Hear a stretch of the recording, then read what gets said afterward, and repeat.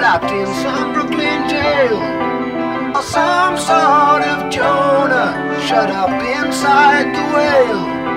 No, I'm still real, and I'm stuck in some kind of cave. What could have saved me? Cuckoo, cocoon, have I come to do something for you?